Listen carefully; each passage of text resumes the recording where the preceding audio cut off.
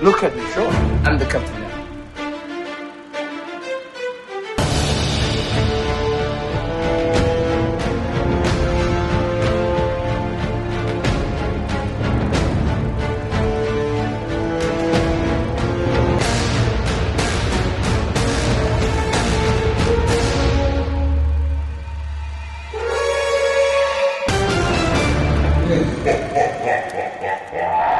Ahoy there. Welcome to Rated Aargh. Thank you for joining us on another adventure as we chart our course through the realms of cinematic piracy. Today, we're taking it back to one of our favorite movies from our childhood, Scooby-Doo on Zombie Island. My name is Ryan, and please join me in welcoming my co-captains Christian and Braxton. Guys, we're back for round 2 of spooky season. How are y'all doing? I'm doing Ryan, Raggy. All right, I got that out of my system. Let's go. Christian, how's it going? This was a refreshing week because I don't know the last time I watched a Scooby-Doo movie. I think it's been that long. It's a good thing Scooby-Doo's not there right now, or he would be after that cat. I can't help it. He wanted up here. Yeah. Well, before I get into there is an interesting connection between this movie and the podcast, and it does not exactly have to do with pirates. Do any of you have an idea what that would be? This movie connecting with something on Rated Aargh? Oh my gosh. I don't know. And this is after the pirate character in our last movie was kicked out of a Holiday Inn in our hometown, and we didn't even mention that as a connection. Well, I mean, we sort of I did. forgot about that until you just said that We again, sort of and did, but I that- re-experienced it again. That doesn't really have anything to do with this movie specifically. There's Okay, a connection with this and Rated Aargh specifically, though. And the interesting thing about Scooby-Doo on Zombie Island is that the character of Simone is voiced by Adrienne Barbeau, who also plays Stevie Wayne, who is the lead actress in a movie we did a year ago, The Fog. She was the main lady in The Fog. Yeah. Wow. Yeah. That's pretty cool. It's pretty I cool. didn't know that. Yeah, pretty cool. I didn't know that. And a pretty big time difference between when she was in The Fog and when she was in Scooby-Doo on Zombie Island. And like, if you go through her IMDb, holy crap, that It's woman probably is crazy, isn't it? Well, it's crazy, but it's also like really, really long. Like, she has been in so many things. It is wild. But yeah, She's in Swamp Thing. Yeah, that was another deal. That they sort of connected to this one, I guess. But I just thought it was interesting that we have That was a connection. 1 year ago. Yeah. On the podcast, we watched The Fog, and it just so happens to be 1 year later we watch another movie with an actress who's also involved. Pretty cool. Pretty wild. Do you think that I these didn't are realize until about an hour ago?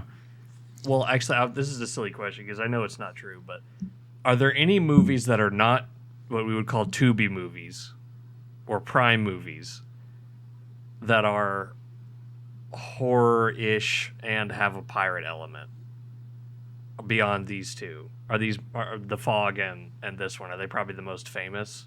I mean, probably, yeah. Beyond I mean, the murderous pirate that was made for $8 in 2010 or whatever. yeah, I mean, I would think there's probably some. I don't know exactly if Ghost Ship has anything to do with pirates, but that's one that I've heard some stuff about. Other than that, I really don't know. I mean, we'd have to probably look into it a little bit. Yeah. I'm just trying to think about for next October what we're going to do. Yeah, we just need to look at Adrienne Barbeau's IMDb and figure out another one that she was in to connect to. But yeah, man, thought that was kind of cool. So let's get into Scooby-Doo on Zombie Island a little bit. So Scooby-Doo on Zombie Island was released direct to video on September 22nd, 1998. This movie saw a lot of success and exceeded sales expectations, and led to a popular era of direct-to-video movies, not just for Scooby-Doo, but in general. Just in general for direct-to-video movies. But Scooby-Doo is the one that kind of pioneered it, and we do see another, like 4, I think, after this one that were direct-to-video. And Scooby-Doo on Zombie Island is widely regarded as one of the best Scooby-Doo movies and is praised for its darker, more complex storyline and starting a series of Scooby-Doo villains that aren't just a man in a mask, but real monsters. And tons of elements of this movie are nearly directly copied into the live-action 2002 film. Yeah. That I didn't realize until watching it this time around. Yeah. Oh, I mean, not significant portions, but, So I don't know if this was because I was Googling stuff about Scooby-Doo on Zombie Island, trying to get some notes together before we started this today. But I opened Facebook a few minutes ago, and this is a post which is probably like 4 hours ago now from a page called Covered Geekly, and it says, if you ask us, a live-action Scooby-Doo on Zombie Island movie should be utilized to bring back the original live-action cast lineup. Like, this is a post from today, which is crazy. What I really want, because I love, and this movie is that, even though it is still a kids movie, but even though there's intense stuff, I love horror comedies. Stuff where it's not just where there is actual horror in it, but it also is very funny and whimsical at the same time, which really is what Scooby-Doo was for kids. But how awesome would it be, though, for them to just make that, whether it's Zombie Island or not, today, of where the Scooby-Doo is the vehicle for the horror comedy. I don't know. I think it could work. Yeah, dude. I mean, I would be super down. And whether it's a live action or if it's another one of like this style animation, I mean, dude, it could work. We do not need a 3D animated. I just want to go ahead and throw that out there. There's too much of that going on. And one thing that's cool about the animation for these is that they were done in Japan by a kind of an anime studio. They're called Mook Animation. Yeah. So yeah, and there's several parts in it that like the transformation scenes where you're like, oh, this is just anime. It's just it looks so detailed, and it's very anime. Yeah, there's some really very cool. Kawaii. I'm trying to think. Is it toward like the middle-ish of the movie where like there's like a stinger transition where it like kind of wipes away, like as if someone was like pulling like a it's like a tattered being piece like of drifted. Cloth or something over it. Well, yeah, it looks like that too. Yeah.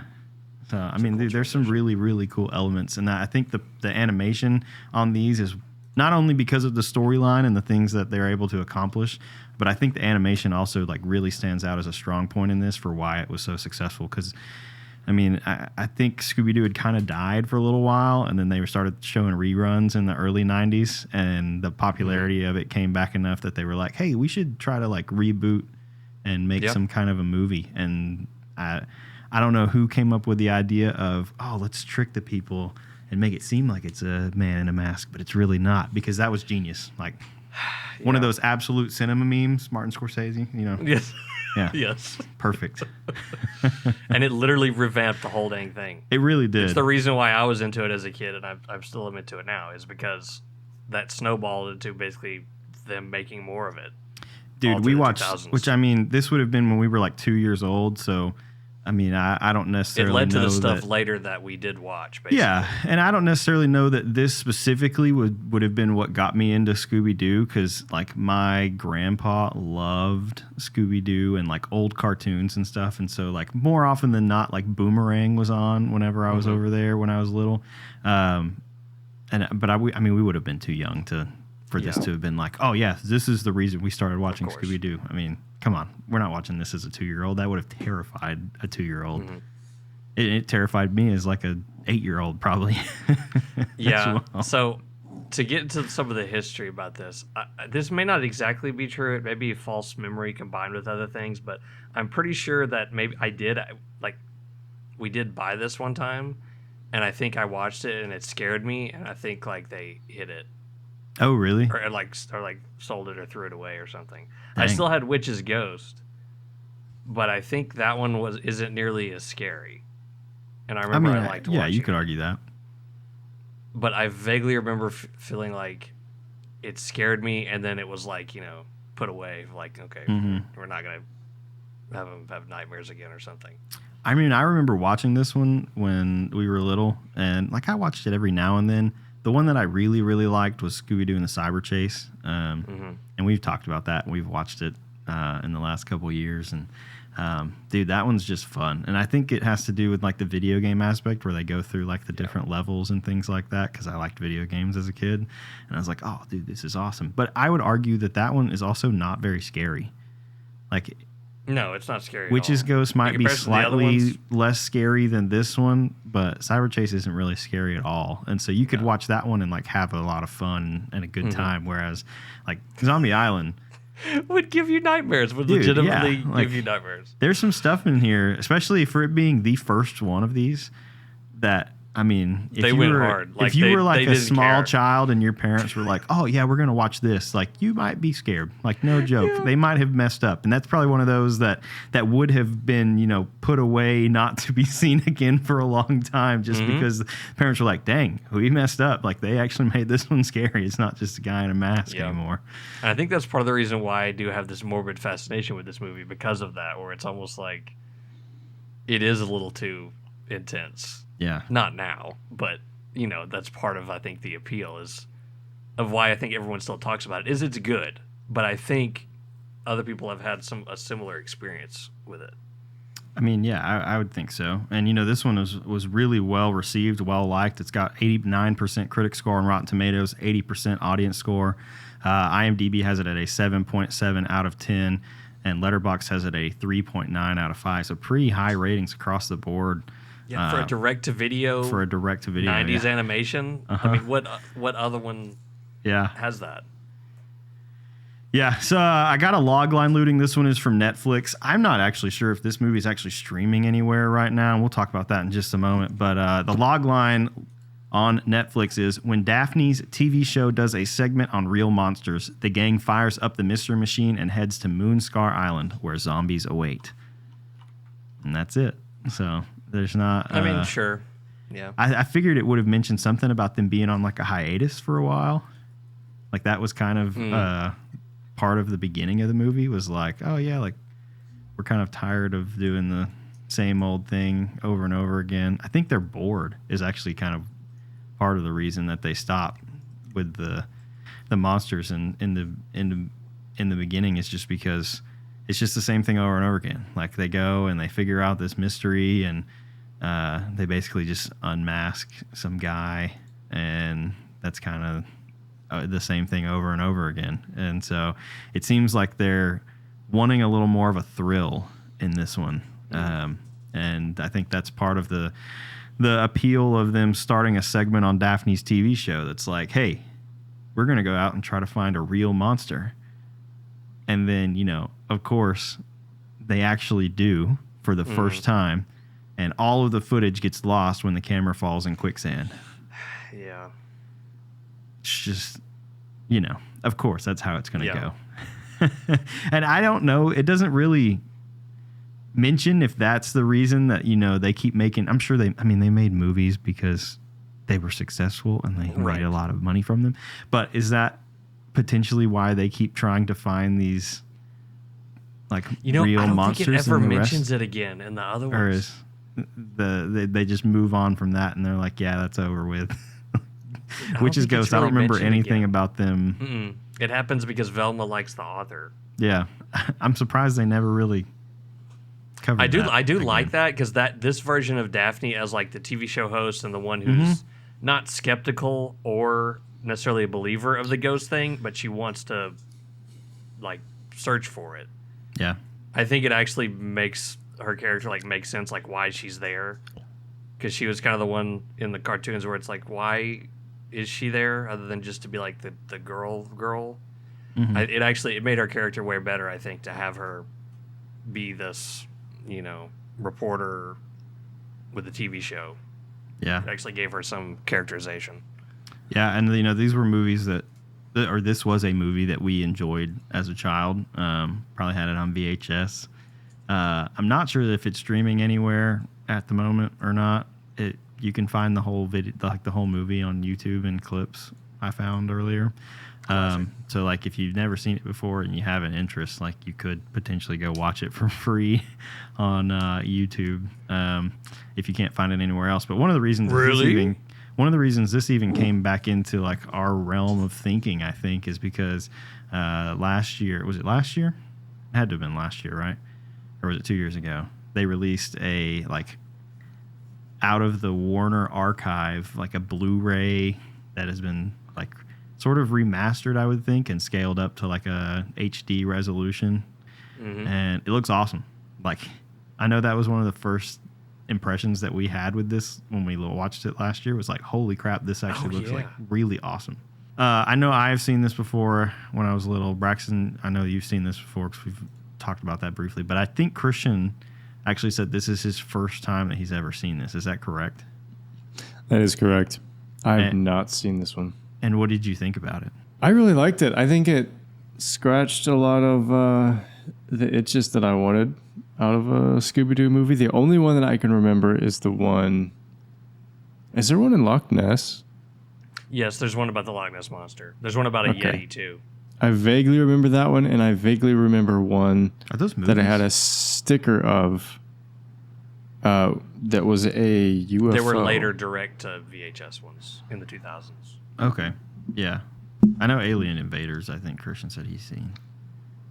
Of course, that's the one you've seen, is the Alien Invaders. That's a good one, though. Yeah. You had a sticker for it? Mm-hmm. And I don't know if it's because I had the DVD for it or how I got that sticker, but I know I had textured Scooby-Doo stickers from that specific movie. That's funny. Had like the big green, like ugly looking alien. Yeah. Yeah. I don't remember what that was from, but that was long, long ago. That was the only time I think I've seen one of these. Yeah, so this is a pretty cool movie, man. Christian, I'm going to go ahead and throw it over to you for... Actually, no. Let's take a look at a clip before I throw it over to you to kind of set the stage for Christian's historical check. If you're as old as you say you are, then I'll bet you're the one who found Morgan Moonscar's treasure. Morgan Moonscar. Her eyes do look silly. He was the cause of all of this. Yeah. I was one of a group of settlers like who the made this sepia island our tone. home. We looked to our cat god Yeah, it's a cool way to do a bountiful like a harvest. flashback. There's still color there, but it's, you know... It's mostly orange and brown. Until that night, when he came ashore.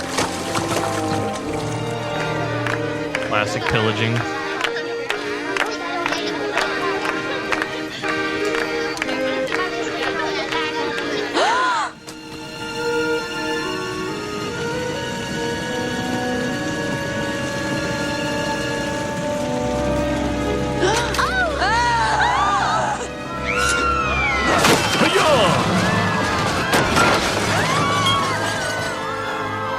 He drove the islanders into the bayou. All except for Lena and myself. Dude, They the just get score is eaten. great right here too. By alligators. That's crazy. Yeah. Yeah, this isn't a children's movie. And then the fiery... I love how they casually go, our cat god. Like, yeah, you know, those 1800s like Cajun people who worship cats. Our wish was granted. We became treasured. cat creatures and destroyed the pirates. Only afterwards did we discover that invoking the cat god's power had cursed us as well. Over the years, We boats became continued to furries. come to our island. I love this One history was full of portion. spice traders who started That's a pretty pepper cool. plantation. The plantation flourished. At least until the harvest moon. Sometimes it became I also love how all of the necessary scared for Lena reactions to look lure basically the same. outsiders It's the back same to the screen. island. Just like you lured us. I've had years of practice. And those zombies are just the poor souls you drained. They were just trying to warn us so we wouldn't suffer the same fate they did. Pretty smart for a television reporter. Reporter. Yeah. So I mean that's Pretty kind of smart. the backstory to the pirate that we're looking at this week, Morgan Moonscar. I did find on the Scooby-Doo wiki, there's a paragraph that kind of describes like what's going on in this scene in case it was like unclear, because I was kind of like curious why he pushed them into the water to get eaten by alligators. And it says, in the 1700s, Moonscar and his crew came ashore on an island inhabited by a group of settlers who worshiped the cat god to find a place to bury their treasure, which we see happening in that clip. To ensure that the settlers would not find or reveal the location of the treasure, he and his crew ambushed and drove off the settlers into the bayou, where they were devoured by alligators. So, and then while burying the treasure, he and his crew were attacked by the 2 survivors that you see in the clip as well. And yeah, so I didn't realize that. I guess, yeah. That's exactly what was happening, I guess.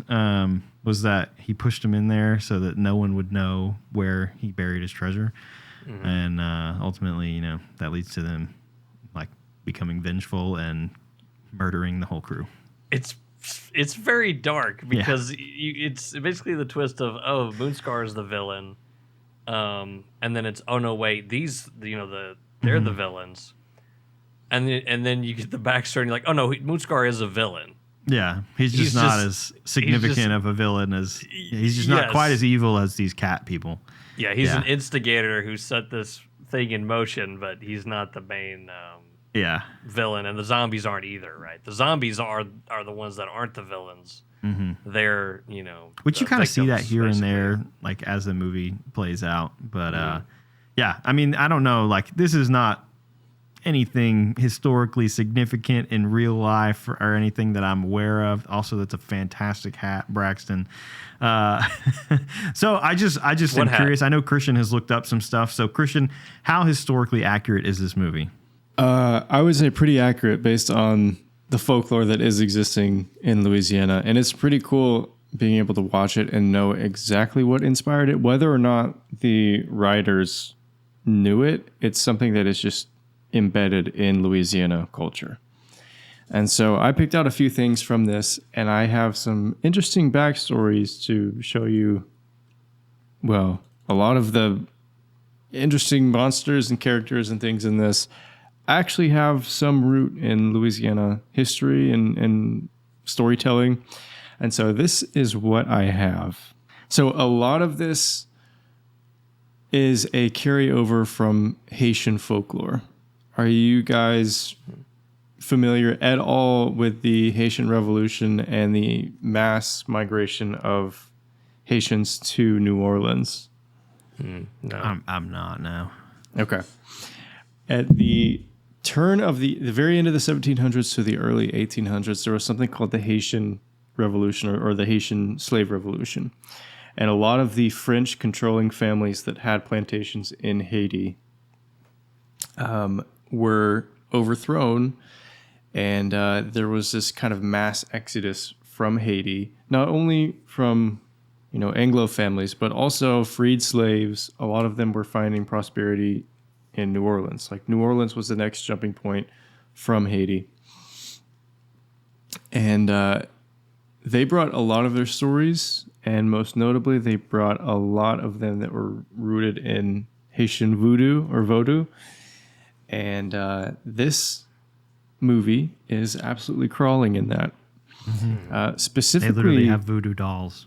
Yeah, the concept of zombies, that is something that is deeply rooted in West African religion. There is a word that we can most likely trace it to the etymology. It is a Congo word called nzombi, which means a spirit. But it specifically came to be associated with this idea of kind of reanimation, like reanimating the dead in Haiti. And I have a insane story for you guys that massively popularized the concept of zombies. Oh yeah, it is from it's the about word a guy, right? Or nzombi. something? Yes. Okay, yeah. It is from a word nzombi. The first time it was written in English was in a book talking about Afro-Brazilian culture. So it ended up in Brazil. Right. That was listed as the word zombie. However, it did not become necessarily like a fixed part of our vernacular or even thought until 1929, when there was a travel book called The Magic Island that had written about the concept of a zombie, and it described it as a reanimated corpse.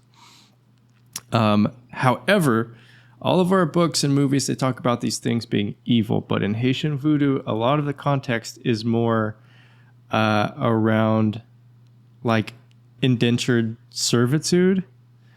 And there is a story that I'm going to tell you that put the concept of zombies on a lot of people's minds and definitely solidified it by the time, we were inventing these modern stories and modern movies. But in Haiti, there was this guy named Clairvius Narcisse. And it is the most famous real-world case often cited in zombie lore. He was a Haitian man who was reportedly declared dead in 1962 and buried. But later, around 1980, he reappeared, claiming to have been turned into a zombie by voodoo and forced into labor. He claims that he was given some sort of drug that essentially made him appear dead. And then after he had been buried, whoever had given him the drug dug him up, and he was essentially in this like catatonic state. And he was given more and more drugs that made him, very calm. And he was forced into labor for several decades on a slave plantation. According to accounts, his sister identified him by a childhood nickname unknown outside of the family, and he also reportedly knew other personal family details. It is looking pretty likely like the man that she ran into 2 decades after his death was Clairvius Narcisse. This became a very big deal in academic circles because there was one professor, Wade Davis, who actually believed this. And he believed that sorcerers, otherwise known as Bokor in Haiti, he believed that sorcerers had figured out something pharmacologically, like with drugs or with some sort of root. And he believed it was using a tetrodotoxin, or a deliriant drug, suggesting the victim was placed in a death-like trance and then revived. The case is mostly considered unsolved today, but there are a lot of people who believe that there might be some truth to this idea of zombies, and it might be more along the lines of forced slavery / human trafficking, and that they were using some sort of combination to make them appear dead, dig them up, and then essentially have them drugged to the point to where they can only, be aware of the labor that they're doing. And that is the most famous zombie story, and it took the world by storm after 1980 when that story came out. And from then on, in the 80s and 90s in the U.S., kind of zombie lore really started to take over. Right. Dude, that's crazy. Yes. Yeah. And there is also a little bit of...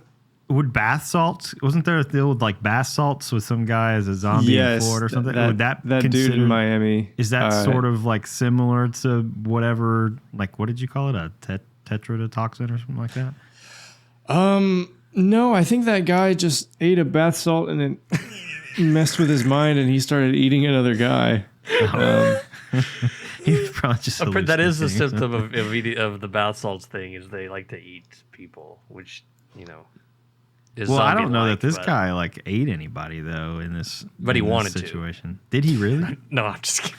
Yeah, and so there's not. And again, there is this belief in Haiti, and it was transferred over into the Haitian voodoo that really like penetrated New Orleans and New Orleans early history.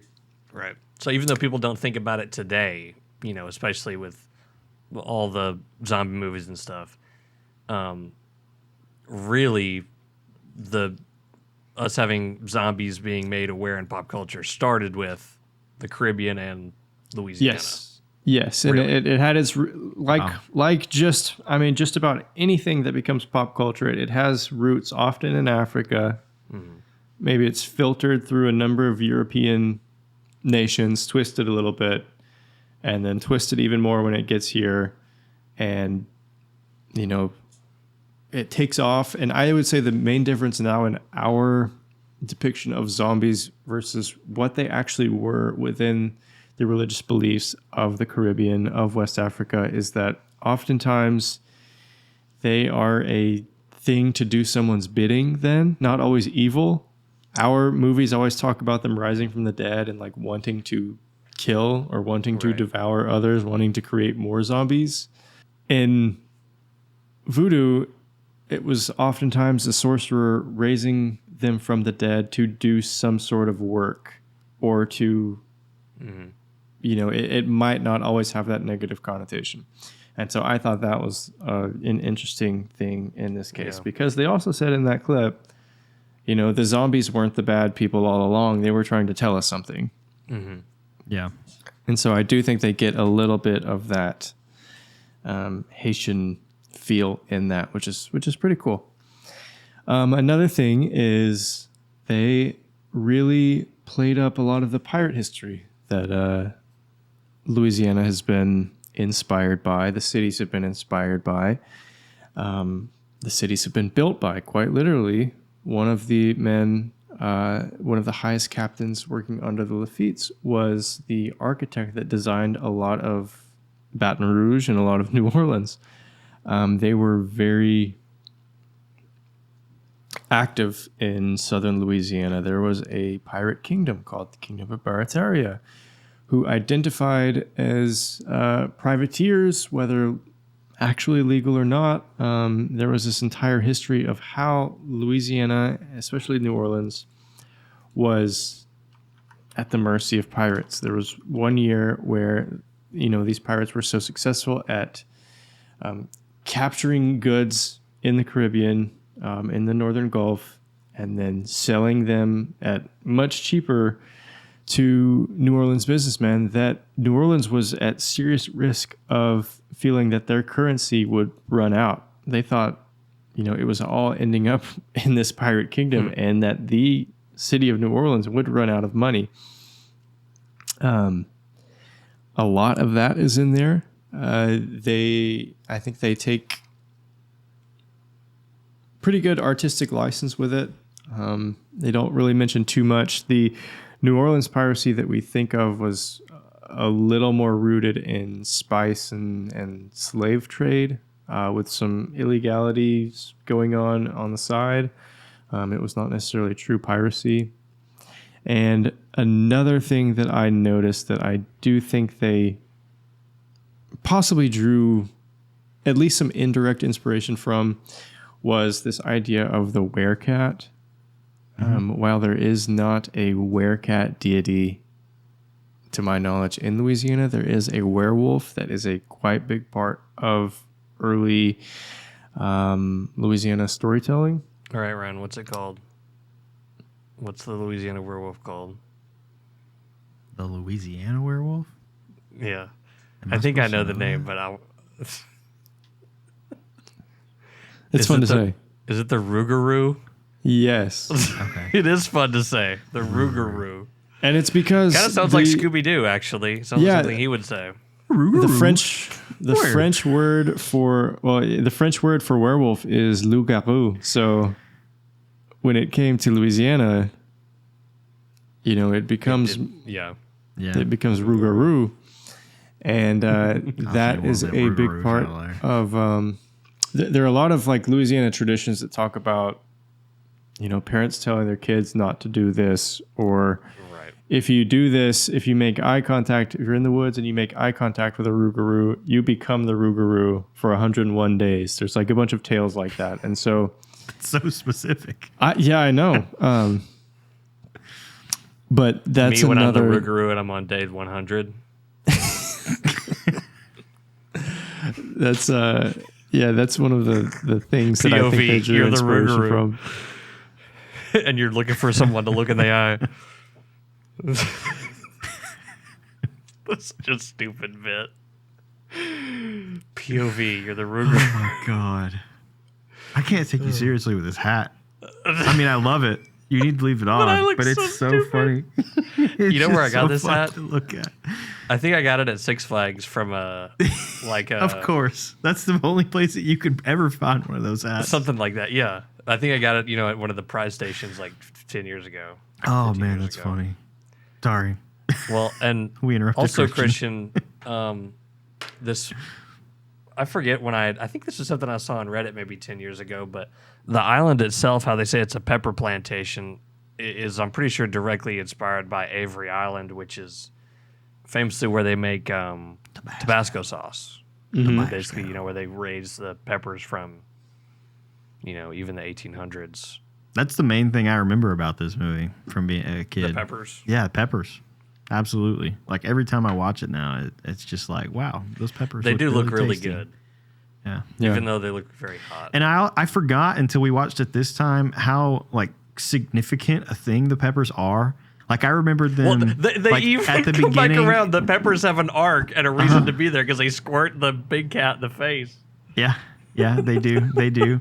But I remember, as a kid, I think they find some peppers early on, at the farmer's market or something before they ever even get invited to go to Moonscar Island. And that was the main thing that I remember is just how red they are. For some reason that stuck out to me when I was little. But yeah, they eat them recreationally. It's like a game to see how many they can eat and how much heat they can take. And it seems I can't tell if they build up a tolerance to it or if it actually gets easier for them to just be on fire every time they eat these things because they eat them early on. I think they might eat them on the ferry there. I can't remember if that's a thing or not. I know they eat them in the kitchen and then they get taken out and have to eat out in the van and they eat peppers, and that's the one where their whole body turns red and their ears smoke or something that I remember, where they bust out of the van and run and drink out of the lake, which is great. They squirt them in the big cat's face at the end, the ferry driver guy, when he becomes a werewolf, or a cat man or whatever the heck that guy is, and then there's a point where they go and pick them and stuff their pockets with them. It's crazy how big of a portion of the story these freaking red peppers are. Yeah. Yeah. There's, I don't know, large portions of the movie that are just slowly dedicated to the chili peppers on this island, which is kind of crazy considering it's supposed to be a zombie mystery movie. Mm-hmm. Scooby-Doo on Pepper Island. I mean, almost. Speaking of, I don't know, is there any ghost pirate lore? Because we could take a look real quick at the main time that you see a pirate in this movie. And I didn't think about it. I should have probably done the first time that we see the zombie as well, because that is Morgan Moonscar. You can very clearly tell that is who that is. But I do have the ghost piece of it. Come on, I dare you. Rule first. Speaking of peppers. Not chicken, are you, old buddy, old pal? That's funny. A second ago, I was on fire. And now it's pretty cool that they do the cold air ghost thing. Freezing. Tell you what, we'll split this big one. That'll warm us up.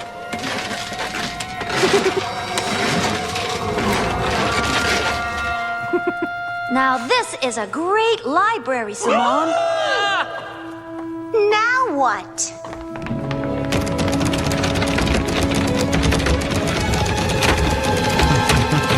Peppers? Again? Writing. Writing? What writing? Ghost writing. See? This place is haunted. Wow, Fred, get a shot of that. Jinkies. Simone, could you come stand next to me, please?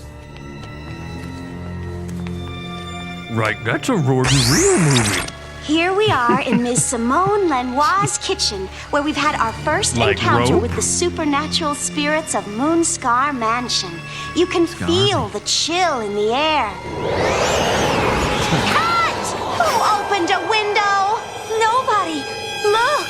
Beware. Wow, is this great stuff or what? Did somebody open a window? Yeah, so like that's kind of setting up, and then we have another clip that we'll look at in just a minute that kind of you actually see the ghost pirate. But I mean, there's some haunted things happening there, and I didn't think about it, is because a few minutes after this in the movie, like Velma is trying to figure out, she's kind of trying to figure out what the heck's going on, and goes back with like a spatula.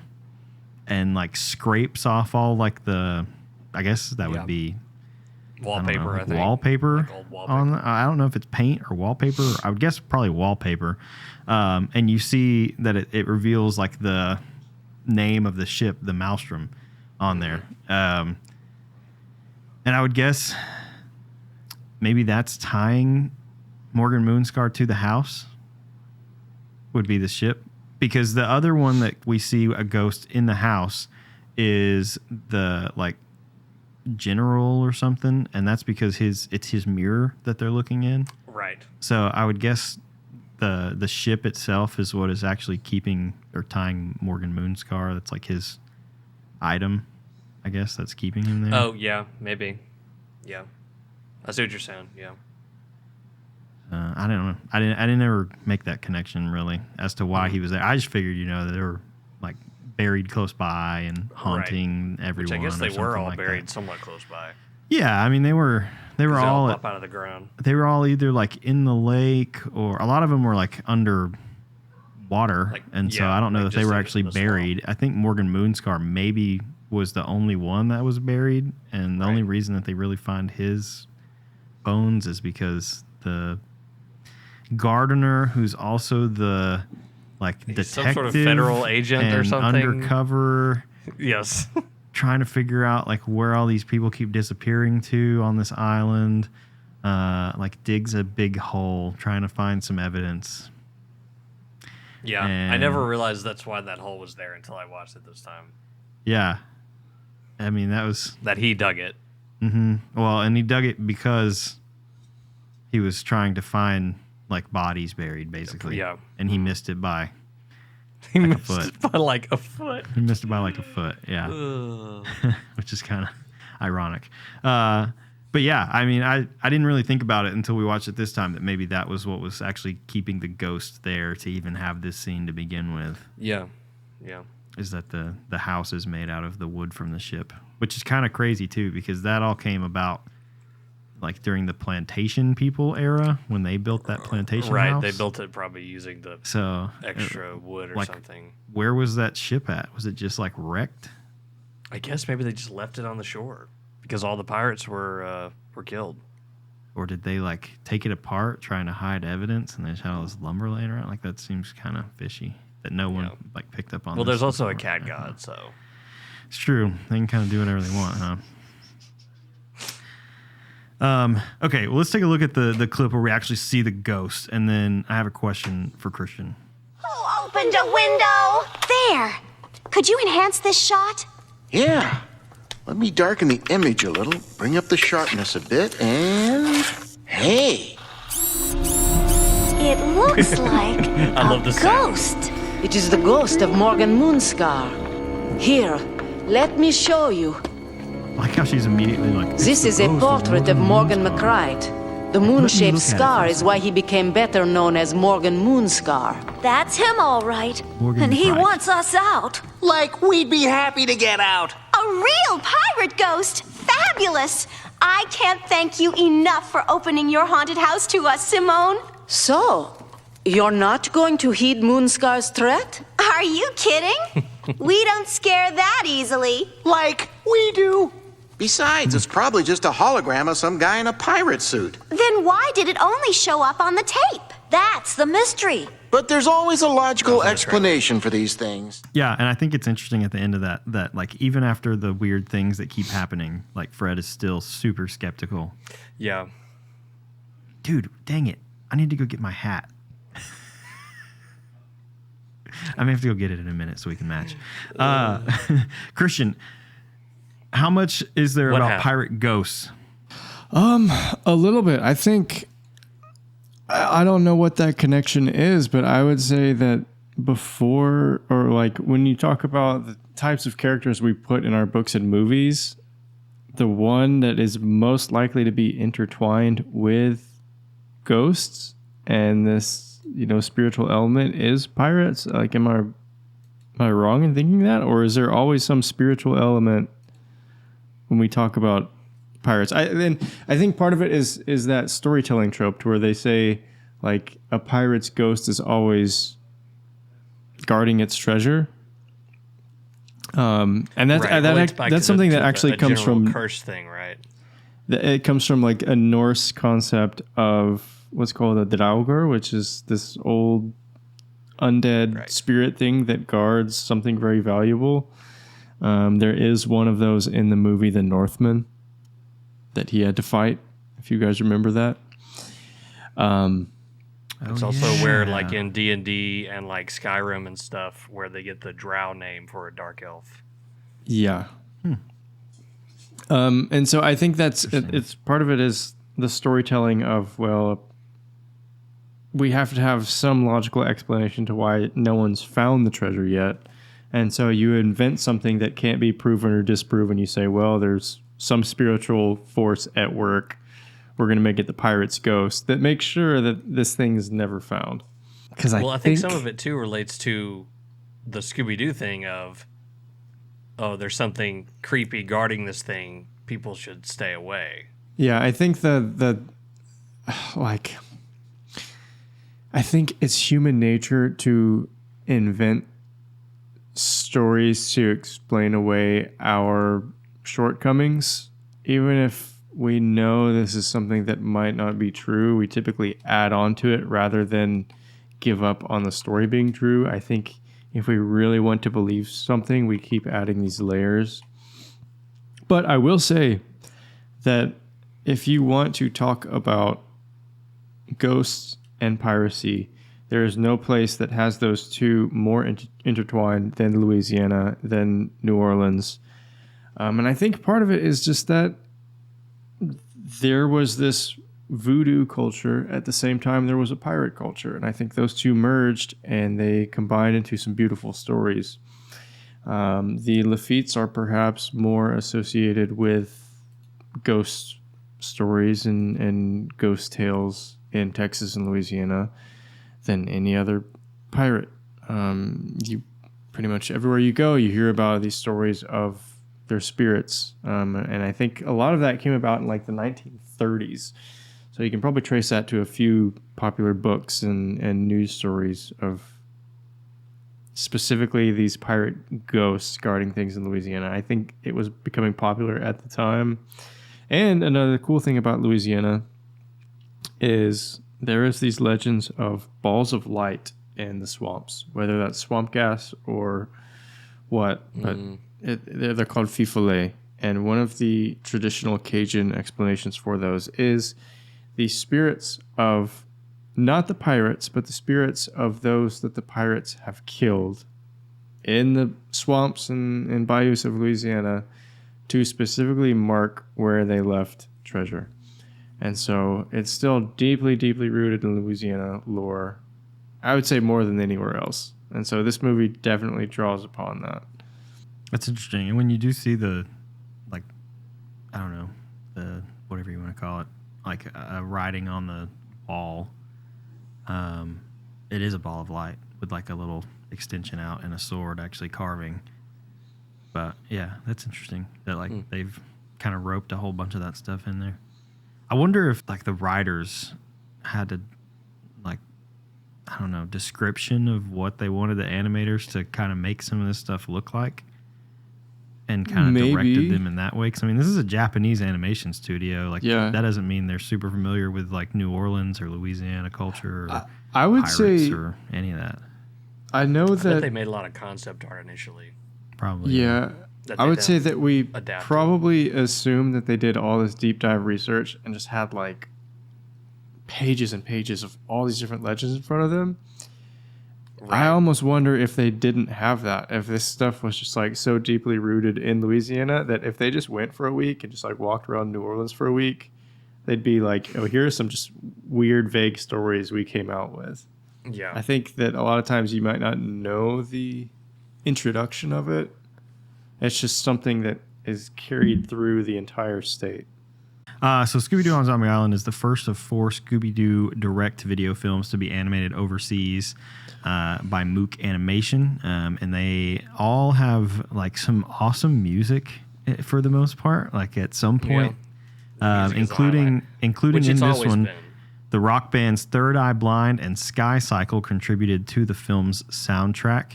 And I'll have a couple clips that I want to look at in just a second about the music, because the score itself is awesome. Some of the songs, though, definitely, like when you watch this and you watched it as a kid, you're like, wow, like what a throwback. But this movie is dedicated to Don Messick, who was the original voice actor for Scooby-Doo, who died in October of 1997. And of the original cast that came back, there's only one, and that is Frank Welker, who voices Fred. Still voices Fred. I mean, when you find a character that works, you stick to it, right? And when you find a certain way to say treasure, you just say it that way. Treasure. Yeah, we didn't even talk about that. That's crazy. He does say a version of that in this movie. That was one of the first things you said whenever he started talking. I didn't know he said it in this movie, but it's funny that he did. But I do want to take a quick look at a couple of the songs. One of them is a relatively short clip of the first song in the movie, and then the other is a little longer of the second kind of rock song in the movie. So let's take a look at those.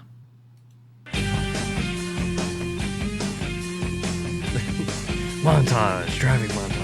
Another scary night, another spooky fright, and we just might be in danger. Oh, the ghost is here, and it's always a fake. The ghost is here, there's no reason to shake. You know what this song is also good? It's fake. It's basically, aiding in the story element of what's going on at the same time. It's just the ghost great. is fake. It's just a banger, man. It's absolutely a banger. All right, we need to, if they still have these at Spirit Halloween this year, we have to buy Christian one. Okay. So we can all match. I don't know when we'll wear these again. But these hats are awesome. Is this too much? No, Wait. no, that's just the right amount of everything. You got those at Spirit Halloween? Uh-huh. Yeah, isn't that Yeah. crazy? I've never been in a Spirit Halloween.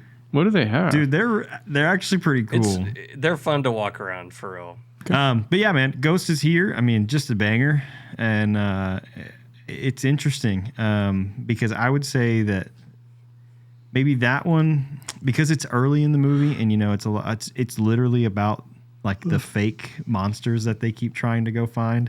Like it's a good song, but it doesn't really like contribute that much to like the feel of the film, I would say. Whereas the other one is like during a tense moment, and like the vibe that song gives is like perfect.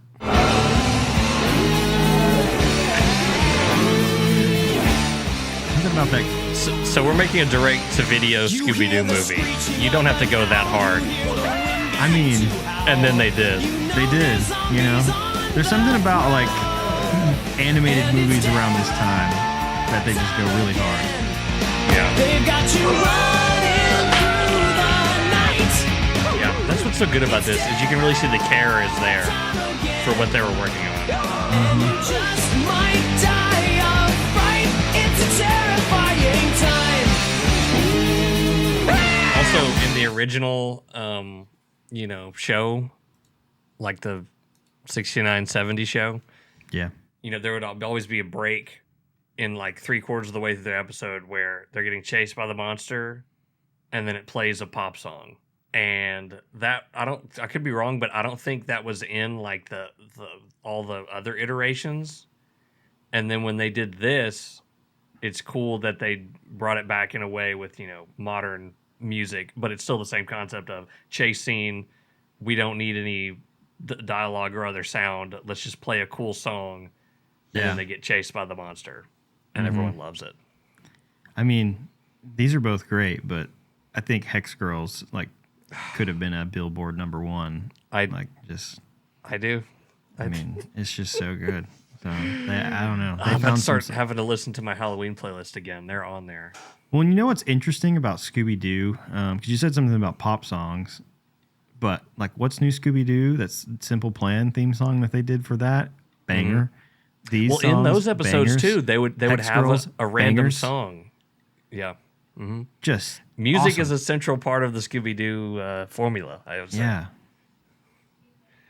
Yeah. Man, something about like, I don't know. Something about like movie or not even necessarily movie like themes. This is not really a theme, either one of these. But something about like just like that era of like theme songs in a way. Yeah. Because there's no theme songs now. Drake and Josh, fantastic. What's this? It made you excited for the show. Phineas and Ferb, Bowling for Soup, crushed it. They said, we're making You know what? Beverly I think Hills, that and Bowling then we're for gonna Soup make the song- Phineas and Ferb theme song. That's the last great theme song. Was the Phineas and Phineas and Ferb theme song. I mean, it might be.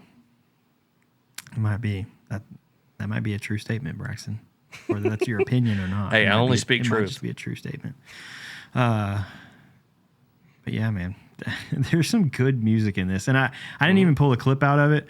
I think one of maybe like my favorite like instrumental hits in like any score from like any movie is probably the song where they are going across the bayou in the ferry to the island. Yeah. Dude. Because it starts off very like calming and sweet and beautiful, and then it slowly turns to ominous. Yeah. Right? Well, I don't know, man. Something about that like opening like song, Yeah. like when they're first on the ferry, like just brought back memories. I was like, whoa, like I remember Yeah. watching this and listening to this when I was like 5. Just awesome. So good. Why is the music so good in this movie?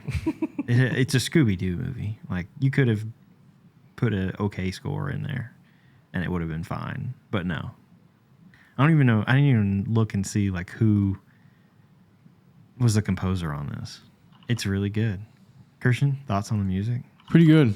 Very, I don't know the word, but it like only Scooby-Doo can pull it off. But when you hear it, you know that it is Scooby-Doo. Phineas and Ferb tried to do it, and I think they had some good songs in there, but I think Scooby-Doo started it.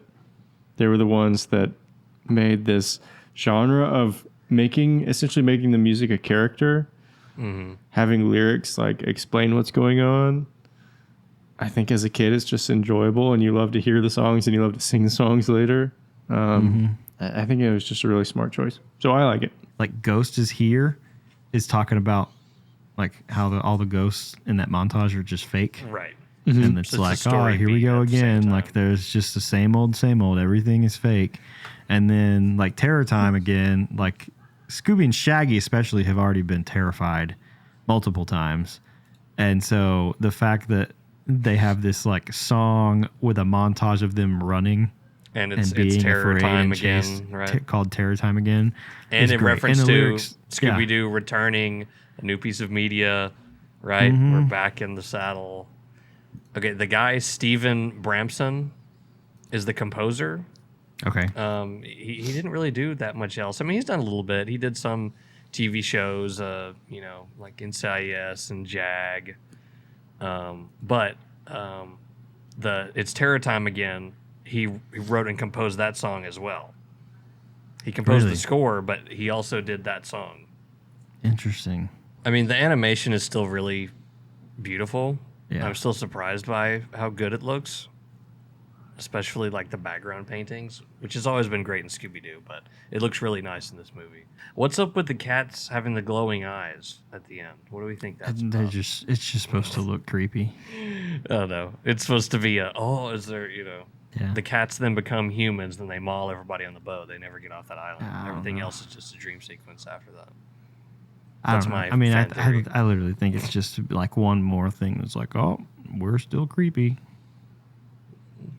But also, like, this is one of the first, I think this is the first time that you ever see Scooby, like, I don't even know, like, mad at or aggravated by another animal being there. Like typically in all of the cartoons and everything, like he's very friendly towards like other animals, whether it's another dog or cats or whatever. And so I don't know. There could be something going on with the cats in this deal too that are just like he can sense there's something evil about them. Yeah, maybe. Yeah, maybe so. Yeah. Well, and this is the first the quadrilogy, as it's called. All 4 of them have a joke in it where he goes, "A rogue rare," where like I guess he's not self-aware that he's a dog because he's too smart. Like 10 times in this one. Like that's a running joke in they this. were like, we're gonna really milk this one for all it's worth. But I don't really I get the joke, but I've never really, I don't know, I don't think it's that funny, but I also don't quite understand it. And it wasn't in a Scooby-Doo thing before these movies, and it wasn't one after it. Okay, let's take a look at one last clip. And this is kind of the first time that you see everyone realize, like, oh, there's something, like, really odd and serious happening here. And it's, like, right before the Terror Time Again stuff starts. Like, literally, like, basically this scene leads up to that song. Take it easy, Shag. It's just a mask. If this is a mask, Fred, it's a pretty darn good one. Good one? It's the fakest, cheesiest mask I've ever seen. Really? But it feels real. It's the gardener. No. It's the fisherman. No. It's the ferryman. Oh. Maybe it's real. Hot potato, hot potato, hot potato.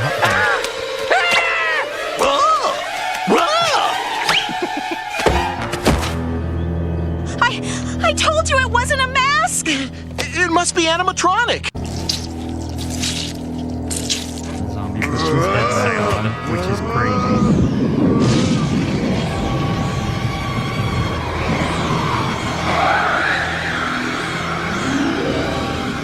You know, I think this part is probably what really freaked me out as a kid. Yeah, I agree.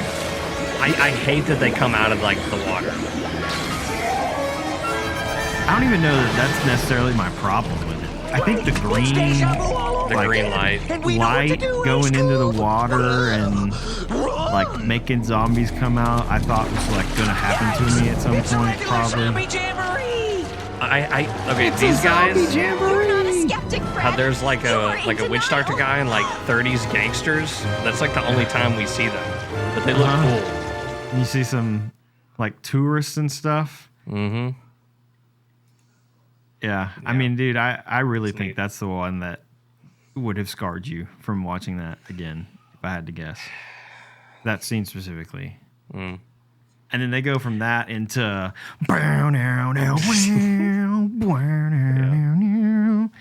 yeah, just a banger of a song.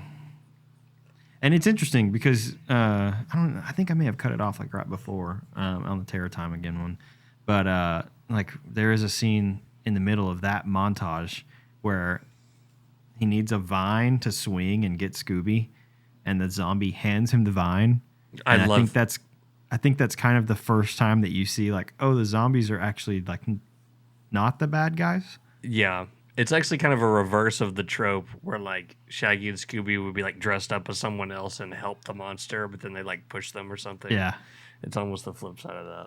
Mm-hmm. Yeah, and it is, I think, the first time in the movie where you're like, oh, maybe the zombies really aren't the bad guys in this. Like, they've kind of been portrayed to be to this point. And I think maybe that is kind of the turning point, because not long after that, you get the reveal of, oh, like, these people that are hosting us are trying to, like, drain our life force so that they can continue to live, which is terrifying. Yeah. And it's weird, too, that, like, there's that many different, like, variations of stories of similar things out there. Like, is that something in history that someone has done at some time? And it's just been, like, passed down and, like, kind of, you know, this one guy, like, prayed to the mountain god, and the mountain god said, you must drain these people of their life. Like, vampires is very similar. Yeah, I mean, right. And it kind of goes back to the whole, deal with the devil thing, right? Where you make there's some sort of deal is made or a genie, but then you also get, it's not what you think it is. You're lamp. All right, let's look at bingo. You got your bingo ready? Everyone, get out your bingo cards because it is time for Scooby-Doo on Zombie Island Bingo with Braxton. Woo! If you can take him seriously with double hats. I think that dodgeball technically has one more mark than this. That's crazy. But we'll see. There might be some that I missed. We'll see. There is a treasure chest that they're trying to bury. Yep. I don't think any of the zombies had a peg leg. I mean, if they did, we weren't paying that much of attention. No. There's an 18th century ship, the Maelstrom. There is a curse, although it is not a pirate's curse. It is a cat god's curse, but that still counts. That there is pillaging. I would consider them, flashing a table in half and flipping. And that's the definition of it. Yeah. I believe there is an eye patch though on a pirate zombie. Probably, yeah. Pretty sure that's right. They do say the word pirate several times, so it gets that. And I did mark that there was a Captain Crunch hat. Because that's the type of hat that Morgan Moonscar is wearing, as opposed to a Cavalier hat or a tricorn hat. He's wearing much more of the Captain Crunch variety. He used to be Lieutenant There's Crunch, a hook for a and hand. he got promoted. On one of the zombies. What? There's a hook for a hand on one of the zombies. Oh, there is a hook for a hand? One of the zombies during that montage in the scene we just watched. There's one guy coming with like a hook for a hand. All right, now I believe it has the same amount as dodgeball, which is like 8 or so. I don't know. There may be some others in there. I mean, some of the stuff is just like so fast paced, it's hard to pick up. But yeah, the main thing that's the problem here is the pirates don't talk. The pirates have no dialogue. Yeah, that's true. So that basically eliminates a lot of stuff that we typically have. Yeah. Dang. The like gator guy doesn't say "R." Oh wait, there is something pierced. That does count. I didn't mark that either because some of the zombies have earrings. Well, that does it for bingo. And how many was that? 6? 5? I think it was 8. 8? More than I thought. All right, well, let's get into our ratings. And I'm sure Braxton has probably not done his ratings at this point. This time. Wow, look at that. Look at that. Something about this hat that. Wow. Yeah, the 2 hats made him remember. If you're unfamiliar with our ratings, we have a rating scale called the Pieces of 8, where we rate the movies on a scale of 0 to 8 on a general how we think of the movie, what we think it should be rated in the great pantheon of all movies, and then we have a piratiness score as to how piratey is this movie. Braxton, since you have your rating, do you want to start us off? Sure. I think generally, I'm going to give this a 7 out of 8. Okay. Because I don't think it's perfect, but it is still an animated Scooby-Doo movie. But that being said, I think it is the best animated Scooby-Doo movie that's ever been made, and you can tell a lot of care went into it. And I'm fine to watch it every year in October for the rest of my life. So that gets it pretty high up there. I think for piratiness, I'm going to give it a 4. I'm going to give it a 50% because even though it's not that much featured in it, I think that because of the relation to Louisiana, actual pirates, the pirates being absolutely vicious, they're not cartoon characters, even though they are cartoon characters. They kill 30 people and bury a treasure, and then they themselves get violently killed for the act that they committed. They do. I think that's probably pretty real, ironically, in the cartoon. So I'm going to give it a 4. Okay. Christian. I would give it a 6 out of 8 overall. And I would also agree with Braxton that I give it a 4. What it's lacking is, I guess, that theme throughout. Like, 2/3 of the way through the movie, you would have no idea there would be a pirate involved. But when it does come on screen, it, is very entertaining. And so I think that gives it the points that it does. And I would say a 6 and a 4. Respectable. Interesting. So I, for a general rating, I'm going to give this a 7.5 out of 8. I really, really like this movie a lot. I think maybe I could go 7 on it, but I gave Dodgeball a 7.5. And while I love Dodgeball, I would say this in terms of my movie enjoyment is probably like on par with Dodgeball, because every time that I've watched this recently, I'm like, wow, that's awesome. Like, that's just such a good movie. And it surprises me, like, almost every time I watch it, just how much that I really, really do like it. Because I remember not really liking it that much as a kid, because I think it did scare me. And it doesn't anymore. I'm not a baby. And it has grown on me over time to where, like, I really, really, really enjoy Scooby-Doo on Zombie Island. So 7.5 on my general score. And then Piratiness, I think you guys convinced me. I was actually going to give it about a 3 out of 8, but I'm going to bump it up to a 4, specifically because there are themes throughout this, and it's cool how that they did, dive into some New Orleans and Louisiana culture in terms of, like, voodoo and beignets. Yeah, there are beignets. Crawfish. Don't they eat beignets at one point? They eat beignets and they eat crawfish. It's true. And it's gumbo. True. Come on. They did their research. Yeah. Yeah. So, it's nowhere near as piratey as a lot of the movies that we've seen. But, dude, come on. Like, it's better than The Abode. Let's be real here. Dude, it's really solid. And I like the backstory that they show towards the end. I like the pirate's name is Moonscar. Like, that just sounds like a dope pirate name. Come on, Morgan Moonscar. Why is that guy not a real pirate? Yeah. So I think there's enough in this one to not necessarily classify it as a pirate movie. This is definitely more of a pirate adjacent movie, but it's still relatively piratey for the most part. There's some flashes in there. I think that if we wanted to make this a pirate movie, it would have to do less with the cat god thing and be more about the pirates themselves. But it's pretty cool. Pretty piratey. Yep. And it's interesting that there are so many elements of, like, pirates in this, even though it's a sort of a zombie cat god movie. Mm-hmm. So, yeah, pretty good. Yeah, that's what's great. This movie has a trifecta. There's zombies, pirates, and cat creatures. Uh-huh. Come on. Yep, and peppers. And peppers. It's a quadfecta. The quadfecta. All right. Anything else before we close this bad boy out?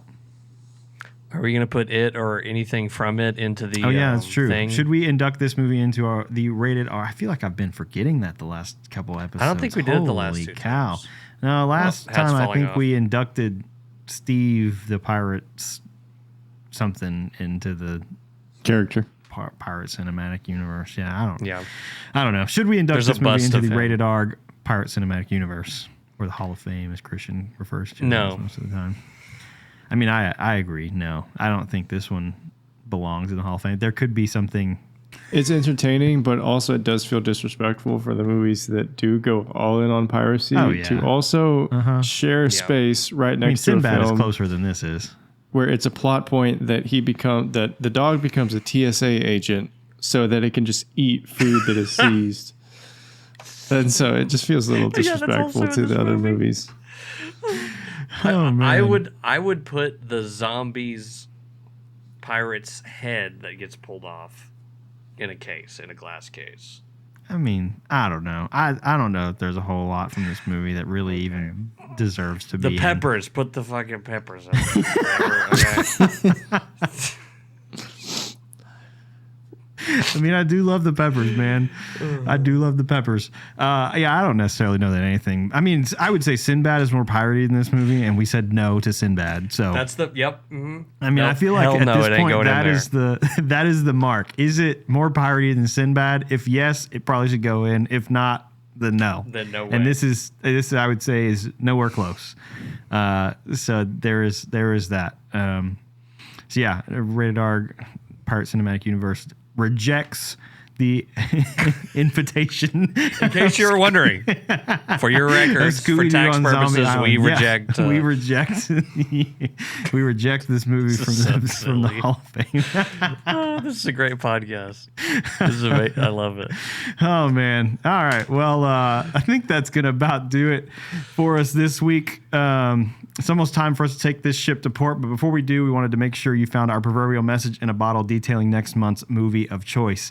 So coming November 10th, we're making the trek back to Tubi as we watch 2015's The Pirates.